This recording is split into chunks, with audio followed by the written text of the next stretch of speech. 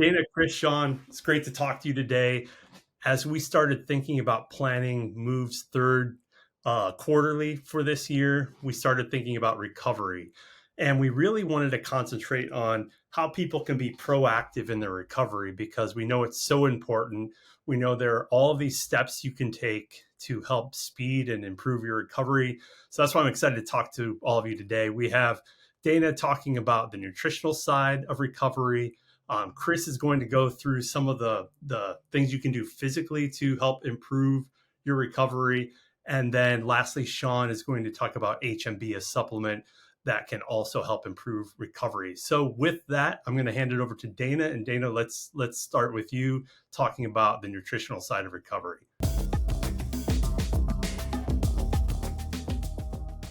Okay, so nutrition for recovery. As a sports dietitian and certified athletic trainer, this is probably something I'm asked about the most.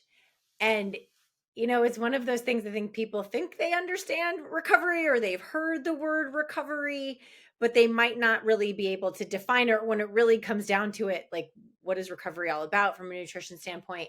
There's ends up being a lot of questions. So I hope to sort of fine tune some of these things and talk about tangible strategies about why nutrition for recovery is so important and how it can be effectively executed. So I thought I would take a sort of 3, 4, 5 approach to this and sort of tackle it that way. So my three main areas of focus for recovery have to do with nutrients, fluid, and timing.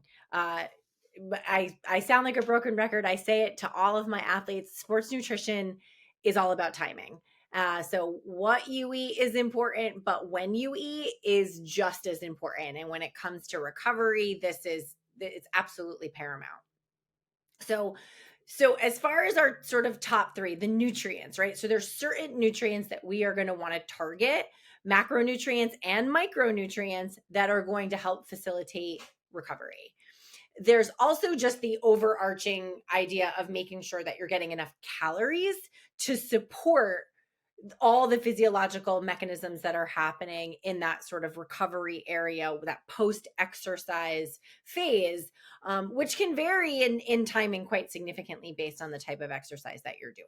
So when we look at nutrients, we want to think about the calories themselves. Are we getting enough calories to support the recovery processes that we want to take place? And then which particular macros and micros do we want to emphasize? So another thing too, is this idea of, something that we talk about in sports nutrition called low energy availability. And that's basically where if you're not getting enough calories to support your fueling, where are those physiological deficits going to be? And we definitely see deficits in recovery practices when calorie intake is inadequate. So if we have that athlete that's consistently sort of trying to operate in a high performance area and they're consistently not fueling it, we're going to see deficits in performance. And those deficits, basically their ability to adapt to exercise isn't happening because they're not fueling it, right? And that's really the cornerstone of why sports nutrition is so important for athletic performance. But recovery is certainly a part of this as well. So it's not just, okay, we didn't eat enough and we don't have enough energy to successfully complete that exercise or to make the strength and gains and endurance that we want. That is very much directly tied to recovery practices. So we'll talk about nutrients. We're going to talk about fluid because hydration, rehydration is a huge part of recovery, good recovery practices. Obviously, being well hydrated to support physical activity is important, but that idea of looking at fluid and what is really required to facilitate recovery is where we're going to focus. And then, of course, my favorite, the timing. So this idea of pre and post workout, right? What does that mean in terms of exercise? What should we be eating when?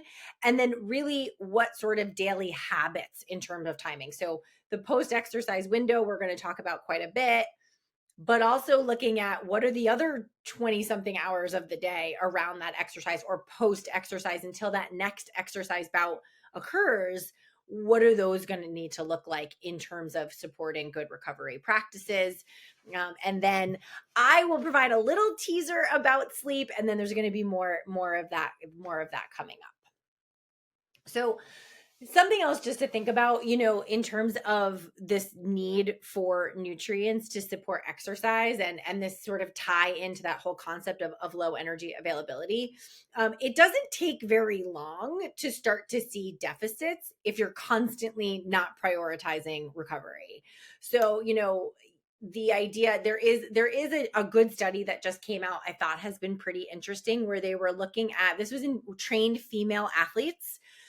So hopefully we'll start to see more and more data sort of on larger sample sizes and looking at male and female athletes as well. But, the outcomes of this particular study is basically they looked at well-trained athletes performing under low energy availability environments, and found that in terms of biomarkers and outcomes and muscle protein synthesis and all of these things that we want to see increase and be supported by good recovery, athletes that suffered from low energy availability saw deficits set in really, really quickly. So in as little as 10 days, which for most athletes is not a very long time in their sort of training world, it only took 10 days for them to start to see major deficits. And a great way to avoid this is to prioritize recovery. So I am a sucker for a good infographic, and there is a study from Bonilla et al. That was published in 2020 that I do come back to a lot when I'm talking about recovery, because it really encapsulates what the major sort of cornerstones of nutrition for recovery are. And speaking of R's, there are 4. So that, I had my 3, this is my 4. So my 4 R's for recovery, and I'm, piggybacking this on top of the research that this group did, is looking at these 4 main R's that are going to allow for good recovery. So as you might be able to guess what some of those R's are, we have rehydrate, refuel, repair, and rest. And these are really the targets that we want to hit in order to support good recovery. So we're going to take a look at all 4 and really sort of try to pinpoint how we can execute them in terms of exercise. So the first one is rehydrate, and I like that this is the first one, because I think for recovery it sometimes becomes an afterthought. It's like, oh, I know I need to drink before I train, and I know I need to drink fluids during training, and then for some reason afterwards, I think it's often neglected. But rehydration post-exercise is really important. Of course, there's a lot of room for variation here based on weather conditions, based on the sport or the type of activity that's being conducted. And then, are you dealing with someone, is it, the intensity of the training is going to vary as well. And just to go along with that, every individual's fluid needs are different. So if we think about this, the best way I can sort of summarize good practices for recovery rehydration would be this. First of all, in terms of how much fluid, my recommendation is about 50% of your weight in fluid ounces is your baseline. And here's a time where you want to round up when you're estimating what your weight is. It does not need to be isolated to the pound or the kilogram, but I would say that if you can aim for half your body weight in fluid ounces a day as your baseline fluid intake, that is a good place to start. And that is to think about your, not only your workout zone, but really, in a 24-hour period. Things that if you train early in the morning, then you're obviously going to be at a disadvantage in terms of the amount of fluid that you can get in before that training session.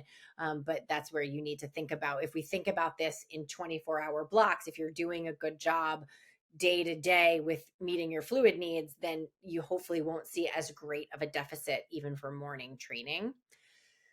The other piece of this is the post-workout piece, right? And so this is where we want to say, so the general recommendation, which I believe comes from ISSN, would be 150% of fluid losses need to be replenished post-training. And, as a day-to-day, I like to tell athletes, the more you sweat, the more you need to replace. If we're looking at hardcore endurance athletes, high sweat rate athletes, it might be reasonable to do some pre and post workout weighing to determine just how much weight had been lost, because if that happens during a training session, that weight change is fluid. It's not fat, it's not muscle. You can't see those changes in body composition in the course of even a long duration workout. So many preseason athletes do this. We do a lot of it at the collegiate level for athletes that can compete in August preseason, for example, when there's double sessions and there's hot and humid environments. Whatever the setting might be, the idea is, the more you lose, the more you need to replace. And looking at about 150% of losses is a good place to start in terms of trying to determine that question: how much fluid do I need to replenish? The other good news about this is that it doesn't just need to be water. So this is where we want to look to sports drinks and other rehydration products, electrolytes. Having some sodium along with that fluid can help with the absorption and help with the replenishment of nutrients that we're looking for. What did we lose during training? We lost fluid, but we also lost things like sodium, potassium, magnesium, all of these micronutrients that are lost in sweat, sodium being the primary one. So having those post-workout recovery beverages with sodium in them can be a very good idea, because again, the whole name of the game for recovery is that we're planning for the next training session, right? We want to replenish what we lost, fortify the ability to make gains in strength and endurance, and get ready for the next time that we go. All right, so that's our first R. Second R would be refuel. So yes, we need to make sure that we're providing specific nutrients and calories, of course, post-workout. So refueling, certainly the way that it's discussed in the paper that I'm referencing, but in general, we need to replenish what we lost. Glycogen is the name of the game here, right? So carbohydrates become a primary emphasis for nutrition for recovery. And I think everybody gives all the credit to protein, which we're going to talk about next, which of course is important, but the carbohydrate piece is really what can make or break good recovery practices. So refueling with carbohydrate rich meals and snacks, and we'll talk about, some examples of that shortly, is where a big focus of nutrition for recovery needs to be. Our next R is repair.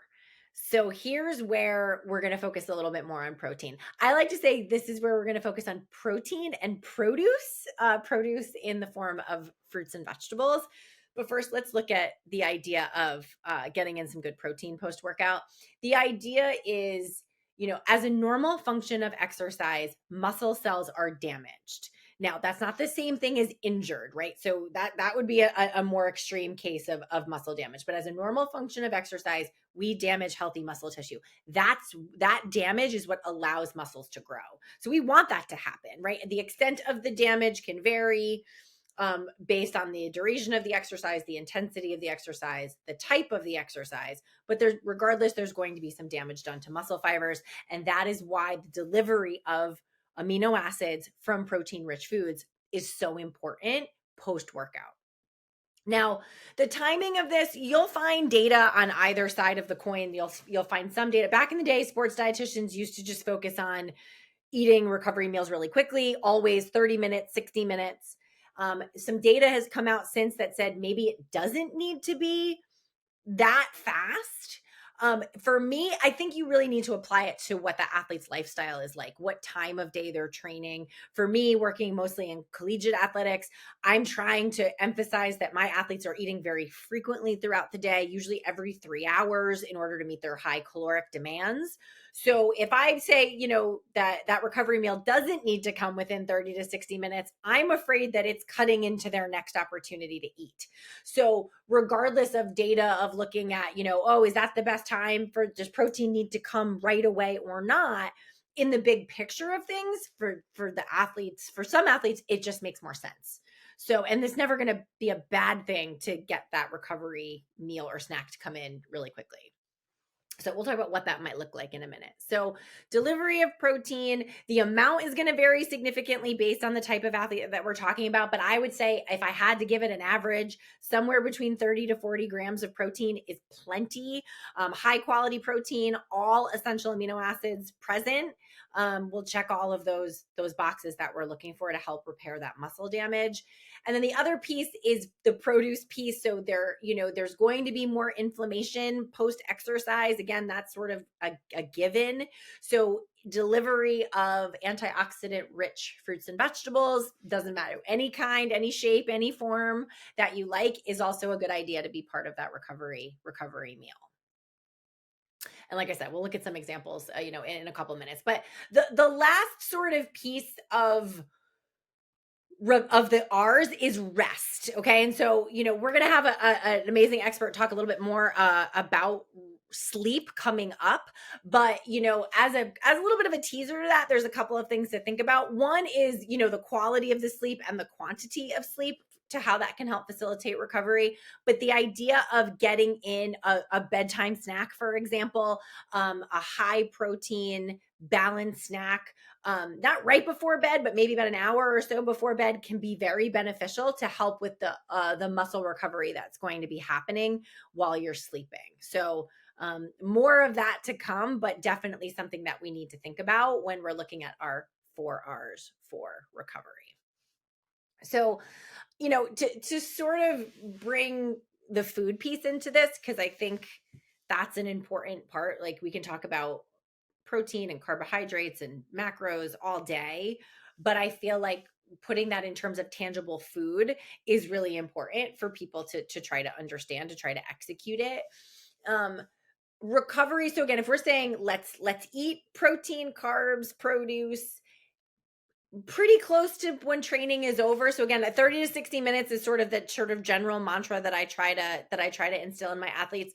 And also I try to indicate, we're not saying necessarily 30 to 60 minutes after you shuffle into the locker room, maybe, again, drive home, take a shower.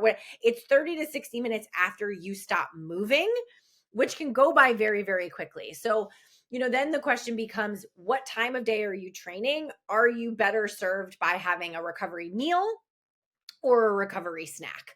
So it really depends, right? And so meals tend to lend themselves to recovery, like your nutrient needs for recovery, more easily. Snacks, you have to work a little harder to make sure that they're giving you what you need. So for, any sort of a general balanced meal, something like, a rice bowl, right? So we can put some healthy protein in there, some tofu, some chicken. We have rice to provide carbohydrate, and then we can very easily add all kinds of different vegetables to that. Very balanced, giving you all you need for recovery. Maybe some sauce on there, some fluid, getting a little, get our sodium, and we're good to go. Breakfast type meals, if you're thinking more of like an omelet and a bagel and some fruit, done, right? We have everything that we need right there. So balanced meals tend to lend themselves to recovery fairly easily. Snacks, you just need to make sure. So things like, a lot of the snacks I'll recommend, recovery snacks, might be something like I'll say a smoothie, but again, there's got to be protein in that smoothie. It could be a protein powder. It doesn't have to be. It could also be Greek yogurt or cottage cheese or milk. Again, there's a lot of flexibility there. But my sort of trifecta for a recovery smoothie is usually frozen fruit, coconut water, and some protein powder, right? And there's all kinds of variations that you can do there. Very, very easily pop it in a blender. Something like a sports drink. So again, we're rehydrating, adding some electrolytes. Here's where you can rely on a bar, but you need to make sure that there's enough protein in that bar. I would say that many of the bars that are out there are not well suited for recovery. So you want to make sure, if you're going to try to go for that one-stop shopping, that it's going to have a decent amount of carbohydrates and protein. If you pair it with a sports drink that's going to provide some carbohydrate, then maybe if the bar itself doesn't have a ton of carbs, you're okay. So same thing, I'm always asked about, can I just do protein powder and shake it with water? You can, but then you need to eat a banana or have some fruit or something along with it to make up for the carbohydrate that's probably not in the protein powder, right? So for snacks, as long as you're willing to piece things together, it could be a half a sandwich and a chocolate milk, right? It doesn't need to be fancy, but if your timing, if it makes more sense for your timing to have a recovery snack, that makes a lot of sense, certainly, as opposed to skipping or waiting several hours to have that meal. but you want to make sure that those nutrients are being targeted. So I'm throwing a lot of information at you, but to sort of in summary, so we had these 3 areas of focus. We had our 4 R's to help facilitate recovery, and then lastly, I'm going to leave you with 5 ways to optimize your recovery nutrition. And so the best way I can think, so how do we make this all happen? Here's the 5 tips that I would think about. So the first of all is preparation. Depending on what type of day you train, are you going to the office and then to train? Do you have a class schedule that you need to accommodate? Oh, there's so many things that can interfere with our ability to recover well. So a little bit of preparation, whether it's the night before, the morning of, packing that recovery snack so that you're not left sort of scrambling as that post-workout clock is ticking and all of a sudden that 30 to 60 minutes goes by very quickly. And then again, what's going to happen? We're going to be under fueling sort of generally by skipping out on those opportunities to get some calories in. So little preparation can go a long way in making sure that we don't miss out on the opportunity to efficiently recover. Second would be hydration. Again, it really is something that some people need to really work more at, to have something with them to drink at all times, to know where the bottle filling stations in their universe sort of are, to really make sure that access to fluid is not limited, to not shy away from sports drinks and electrolyte replenishment where appropriate. Again, that's going to vary based on the individual, but the fluid ounces, the water is important, but we definitely want to allow room for whether it's a beverage that offers some carbohydrates and or electrolytes to help with that replenishment of the losses that are going to absolutely be coming from sweating. And then be mindful of your nutrient timing. So really think about, when is training? What can I, do I have the opportunity to fuel before? Can I get in that recovery space, with that meal or snack? And then how does that fit into the larger picture of your day? So again, sports nutrition is really all about timing, and recovery is no exception to that. And then lastly comes with those sort of daily practices. So this prioritizing sleep, making sure that it's a part. Again, I think many athletes are guilty of sort of cheating themselves on sleep. Maybe the only time they can train is early in the morning. Like I get it. But if you're cutting significantly into your sleep, you're significantly cutting into your ability to an opportunity to recover. And then finally, consistency. Consistency is what is going to make your recovery nutrition effective. One day a week's not going to cut it. One day a month isn't going to cut it. So thinking about being consistent about these practices, the schedule itself might have to change based on the time of year, the point of the season, when race day is, whatever. But as long as you can adjust and create consistency in your recovery practices, is really how you can be successful in making those gains in strength and endurance that all athletes want. So there are my tips for nutrition for recovery.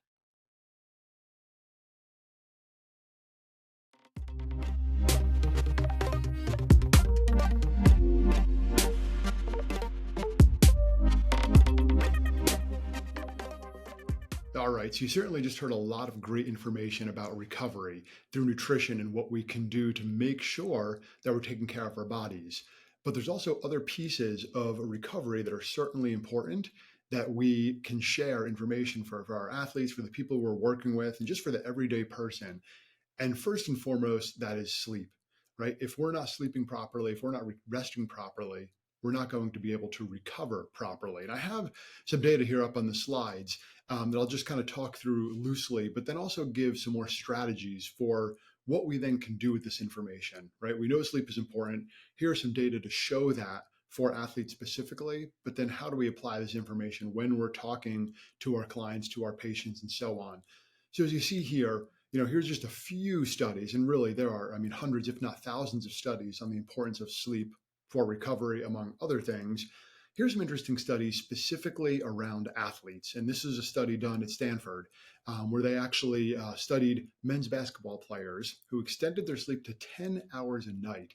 Now, I know that might not be feasible for some people, but if we can get there, look at this data. So these athletes who did that ran faster in both half court and full court sprints.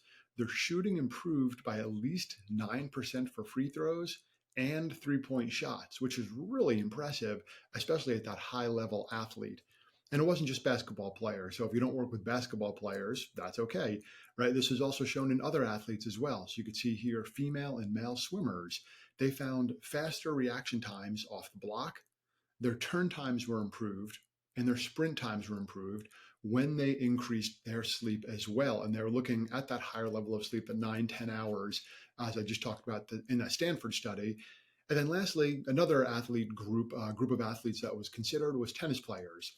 And for them, one of the outcomes they looked at was their serve accuracy. And you can see here a 36% improvement in serve accuracy.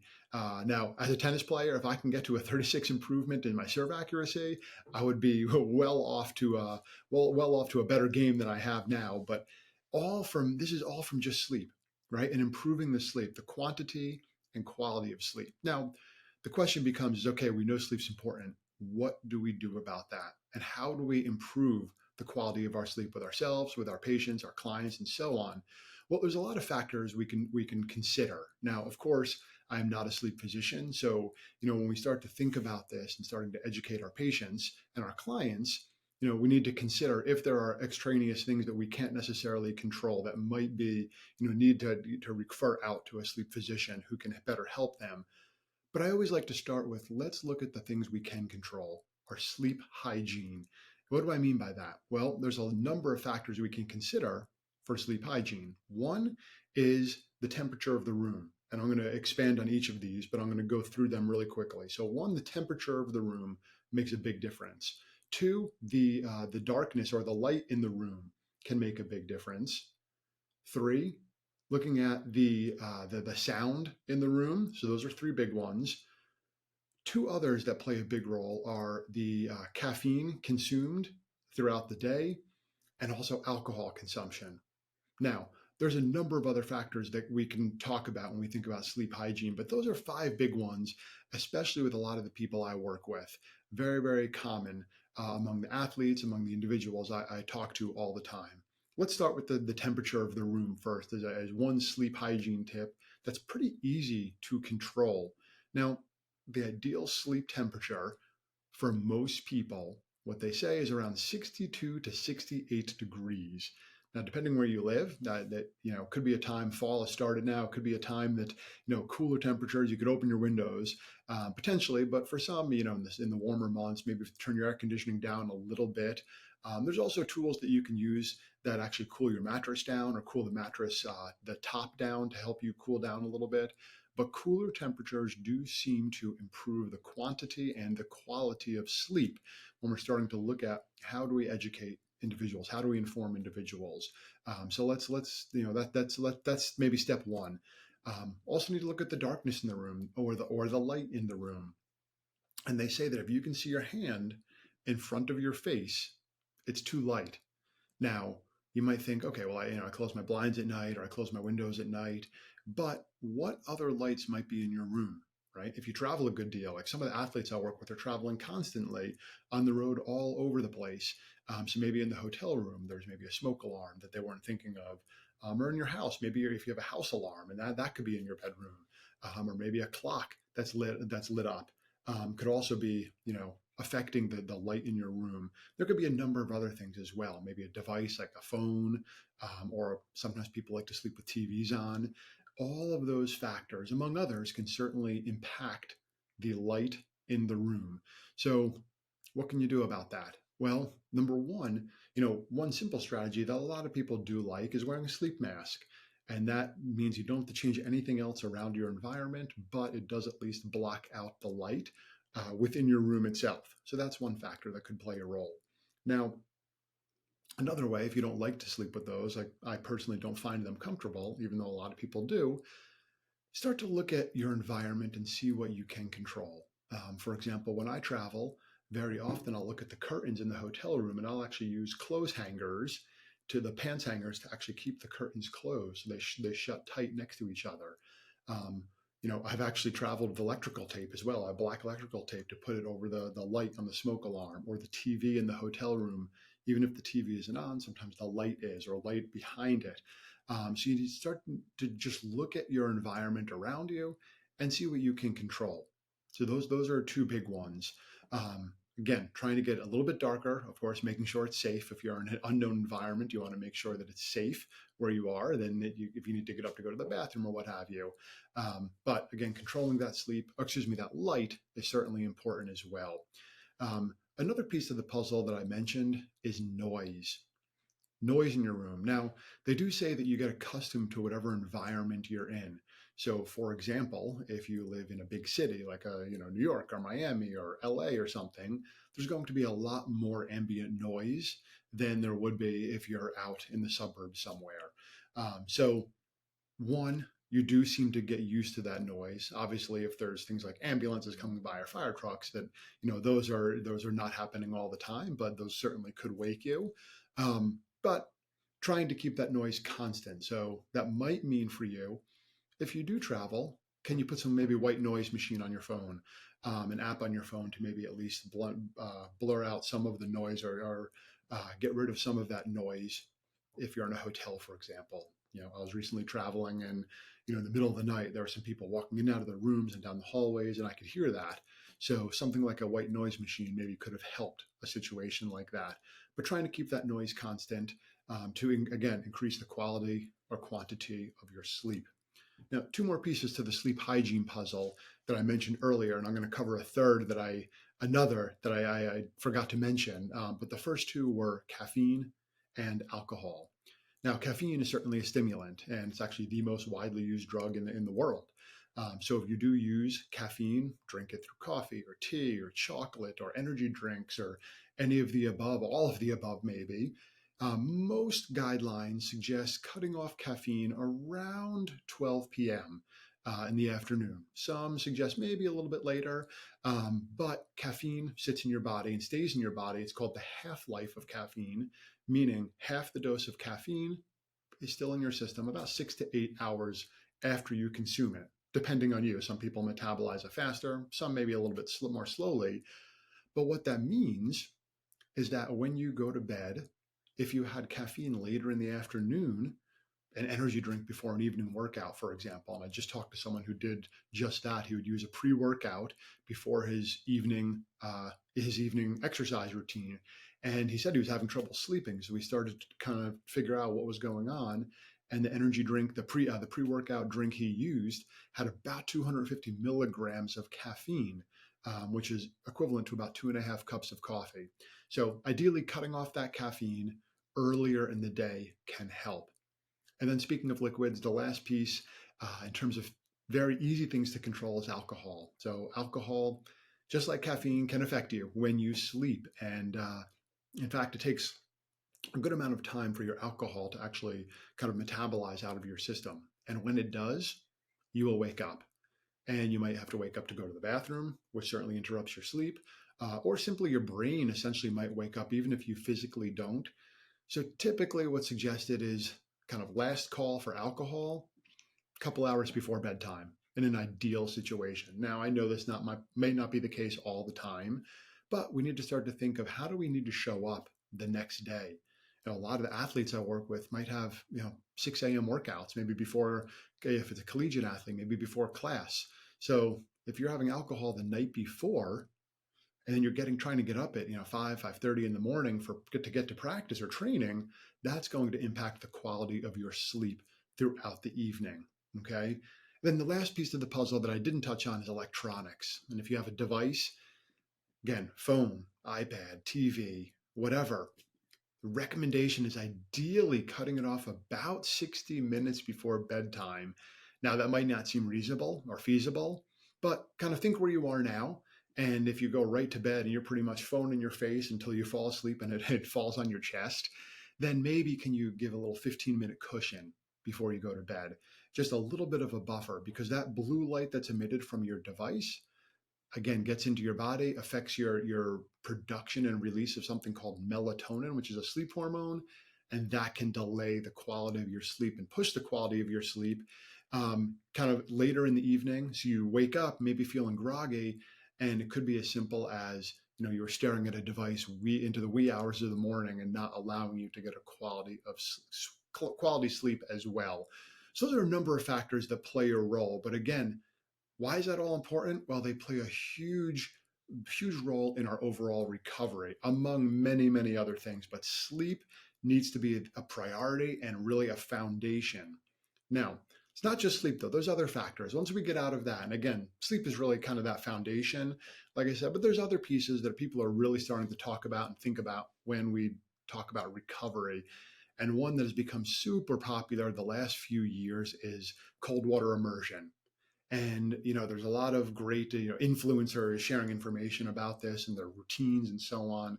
But the question is, aside from maybe looking cool and getting some challenges and getting in the cold water, does it do anything? Well, there are some interesting data that might play a role. And here's actually one that I looked at recently. It's a meta-analysis. And what that is basically a grouping of studies. This particular one identified 52 studies in the effects of cold water immersion. And what they measured, they had a few different outcomes as they looked at all these different studies. They found there's reduction in delayed onset muscle soreness, or as you see there, the acronym DOMS. There's improvements in perceived recovery for both eccentric and high intensity exercise. And there's also a positive influence on dynamic power movements. So pretty interesting. Now, it doesn't mean that we all need to start diving into cold water ice tanks immediately, because some studies have also found that doing so reduces protein synthesis, which means it can impair muscle building and repair. So it's not all that we need to all start again, jumping into cold water ice tanks immediately. There may be some utility and some benefit, but there may be some other pieces to the puzzle as well. So it's not the be all and end all. If you have access to it and you want to give it a try and see how you feel, fantastic. But again, it's not the be all and end all of recovery. It's just one more tool in the toolbox, and that's what I want to consider. That's when we start to think about how do we manage all of this. Again, we don't need more to do, because so much of what we hear is, oh my gosh, I need to do this and take this supplement and eat this food and do this sleep. One more thing to the puzzle. So again, keeping that in mind, it might be an interesting tool, certainly not the only tool in the toolbox. Okay, when we start to think about recovery, another piece that's important, and I mentioned this with sleep, but I wanted to get a little bit more in depth about it, is alcohol post-exercise. A lot of times people might go after they have a training session or a workout or maybe a game with some teammates, maybe go to celebrate and have some drinks or multiple drinks. Well, alcohol consumption post-exercise, even when combined with protein, decreased protein synthesis in one study by 24%. And then when alcohol was consumed without protein, it decreased protein synthesis by 37%. Now, protein synthesis is necessary for building and repair and recovery. So when you looked at these two together, it seemed to play a big role in the overall having a negative effect on recovery. Now, I think this important distinction here is looking at what is a serving of alcohol. And you see the different images on the bottom of the screen here.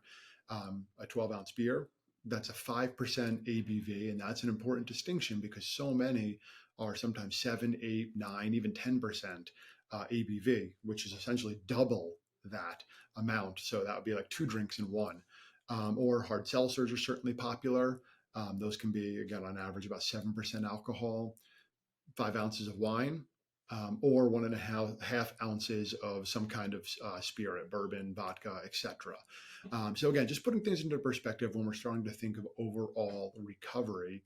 But in the grand scheme of things, and this is an infographic that was published by this group you see on the screen here, coming from a research study and looking at the recovery pyramid, what does that look like? Well, first and foremost, we look at sleep and downtime as the biggest piece of the puzzle when we're looking at recovery. And I mentioned that earlier. That's way more important than any of these other pieces. Then certainly nutrition and hydration, as Dana had just talked about. Then we can move up the pyramid a little bit, the water immersion, as I touched on, potentially things like compression, active recovery, and stretching. Not as much evidence in recovery for cryo chambers, EMS, and vibration. And then you see the very, very pinnacle of that pyramid are different fads, and we'll continue to hear about more of them. But again, those bottom two, maybe that third, are particularly important. But again, focusing heavily on sleep and nutrition and hydration first and foremost. So thanks very much for checking this out today and tuning in. Some tips and strategies about recovery.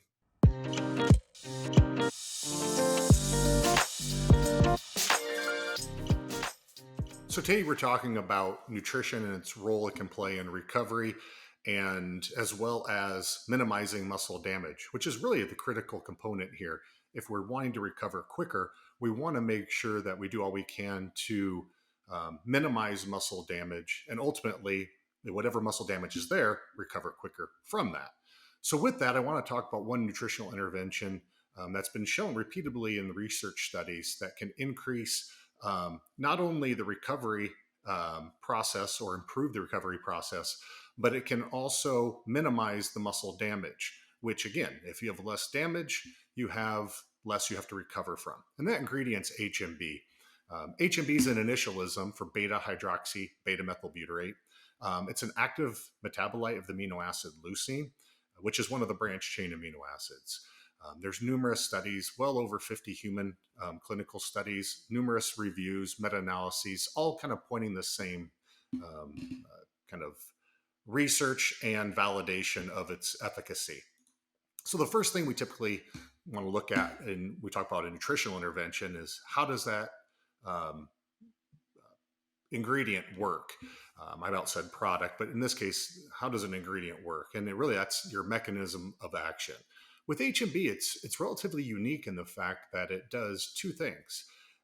Like other nutritional interventions, you can increase protein synthesis. For example, with protein supplementation, high calories, and again, HMB, you can actually stimulate protein synthesis.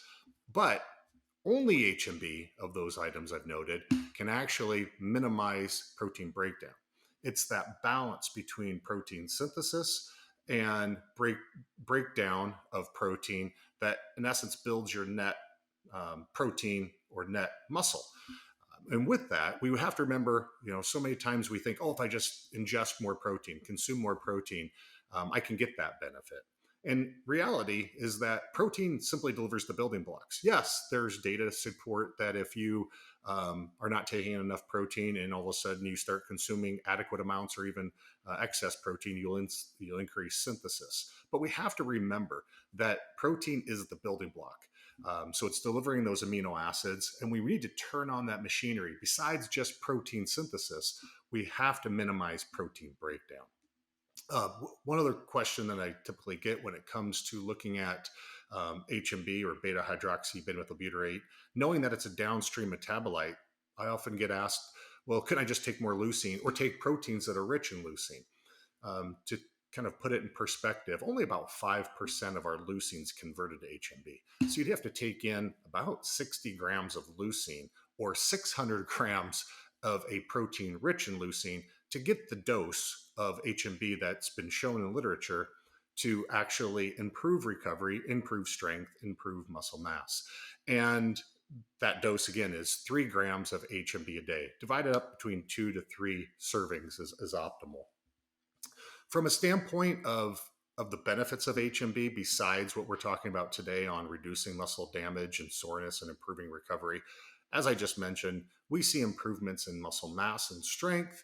We see improvements in work capacity. We see increases in VO2 max, the onset of lactate threshold. So many of the performance indicators that we look for as an improvement with exercise, HMB can improve those simply because you're actually shifting that balance and you're improving that muscle by having more muscle mass and less muscle damage. We also see improvements in body composition with HMB supplementation. Now, many are thinking, yes, if I increase muscle, my composition's changing, but we also see a decrease in fat mass when supplemented with HMB. So you're working on, again, both sides of that body composition equation. So let's dig into a little bit more about the whole concept of HMB and what it can do to reduce muscle damage and soreness and ultimately result in improved recovery. The first study I want to talk about, and this was a study done back in 1996 by one of the original discoverers of the ingredient. They were looking at HMB from a standpoint of increasing muscle mass in athletes and improving strength. But what they found was these changes in a muscle enzyme called 3-methylhistidine. And when we see changes in things like creatine phosphokinase or CPK or 3-methylhistidine or lactate dehydrogenase, these are enzymes that are typically indicative of, well, two things. One, 3-methylhistidine is an indicator of, think of it as protein turnover, protein breakdown in muscle.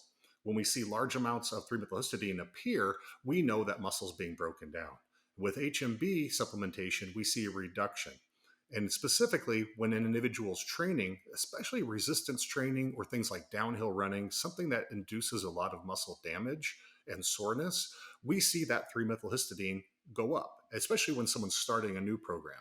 With HMB supplementation, we see significant blunting of that muscle damage indicator of 3-methylhistidine. Same as you'll see shortly in other studies, we see that in other indicators of muscle damage. From that research, we kind of moved into looking at CK or creatine phosphokinase. Again, it's a muscle enzyme that should stay in muscle. When we see large fluctuations following exercise, it's very indicative of muscle damage. And as we all know, muscle damage brings with it muscle soreness. So in a group of runners doing downhill running protocol, we saw almost a 230% increase in CK after 1 day of downhill running, whereas HMB supplementation only resulted in about 100% increase.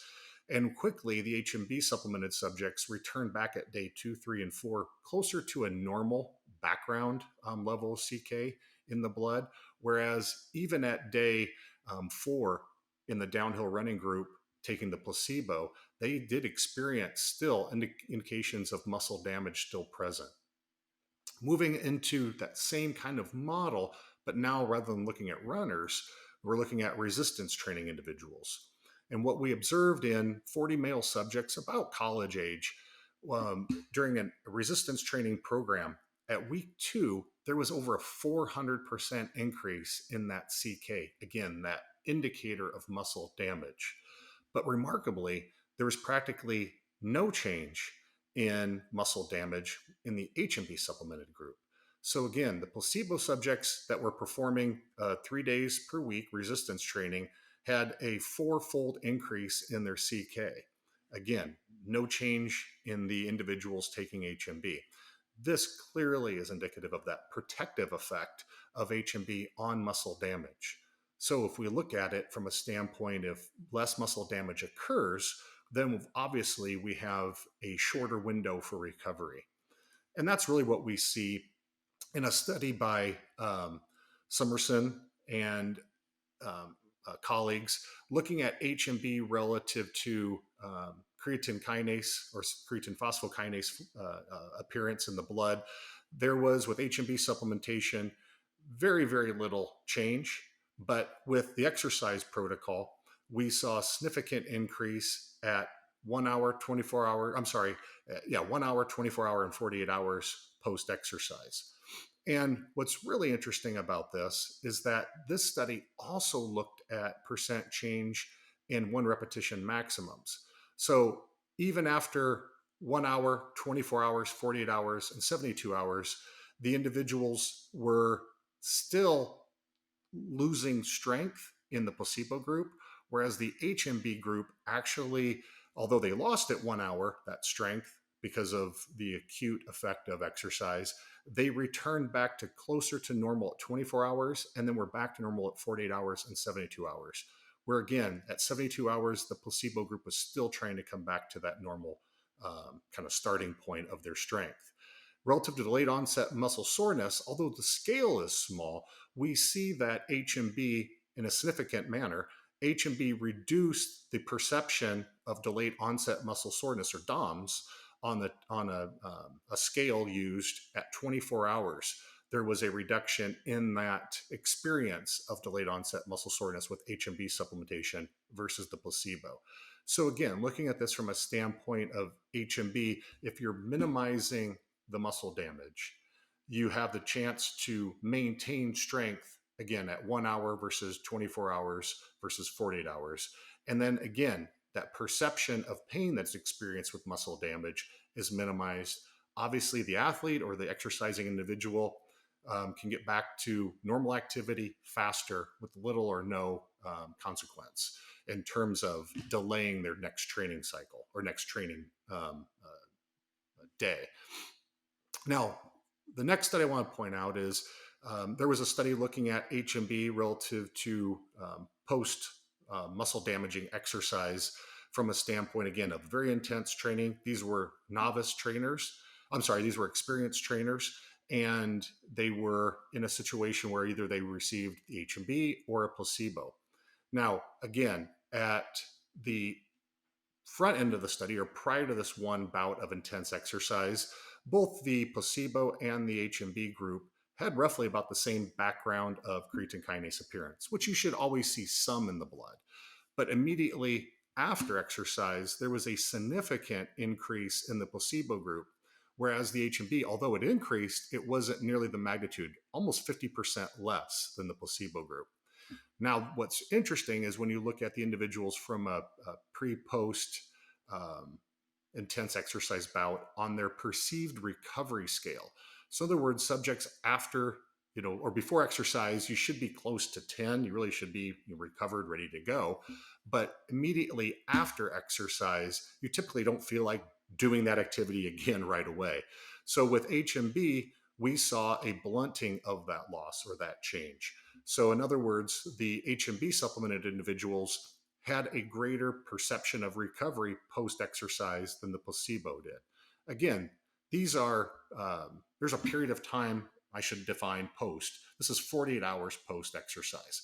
So these individuals, 2 days later, they still, in the placebo group, they still were showing the effects of that one single bout of intense exercise in the fact that they felt like they weren't as ready to train as someone who was taking HMB.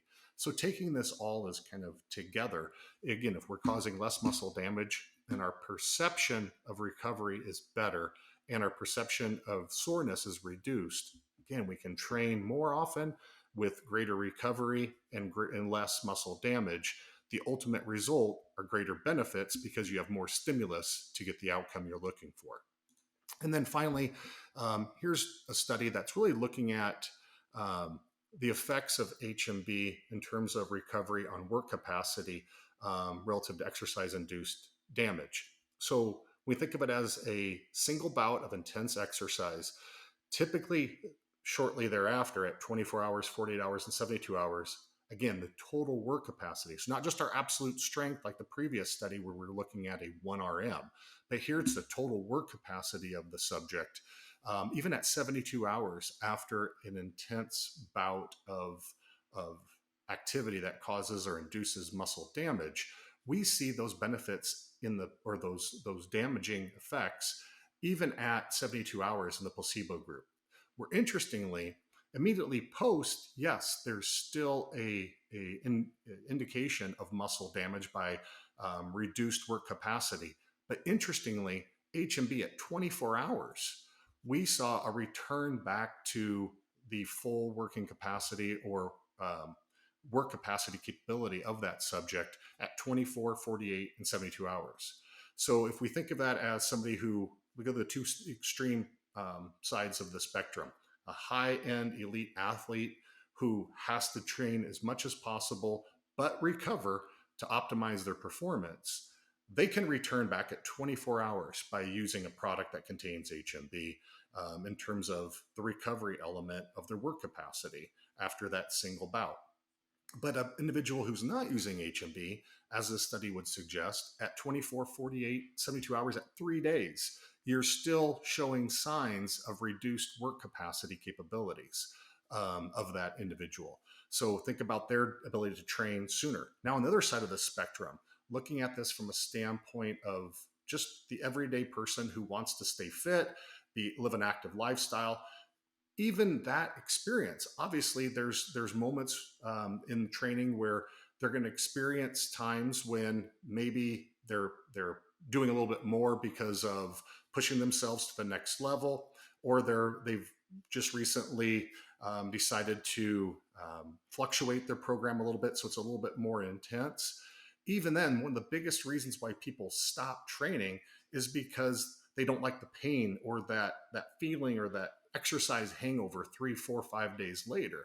So if we can mitigate that, get them back to feeling recovered after 24 hours, it's critically important then from both ends of the spectrum, the high-end athlete to even the novice training individual, that they recover the best they possible can. So again, it produces the greatest results, or more importantly, to the average consumer using the product or using the ingredient HMB, they have the ability to recover in a way where they can get back and they don't have that negative feeling of, I just don't feel like I'm recovered. I just don't know if I'm going to work out. And when we don't do things consistently, they fall out of habit. So all in all, the final kind of item I want to talk about here is, I've presented about 6 different studies supporting this, but one of the big things I like to do is always look at what other researchers have concluded about an ingredient. So the International Society of Sport Nutrition showed or concluded, among other things related to the benefits of HMB on increasing strength, improving muscle mass, improving endurance, as well as the safety, mechanism of action, all these elements on body composition that I noted before.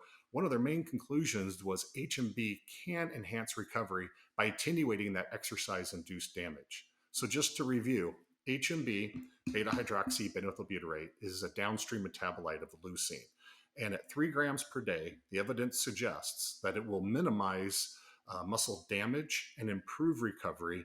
And with improved recovery, we have the ability to train more often and get the most out of our training without having some of those negative consequences of things like delayed onset muscle soreness or DOMS, as well as that perception or readiness to exercise is maintained.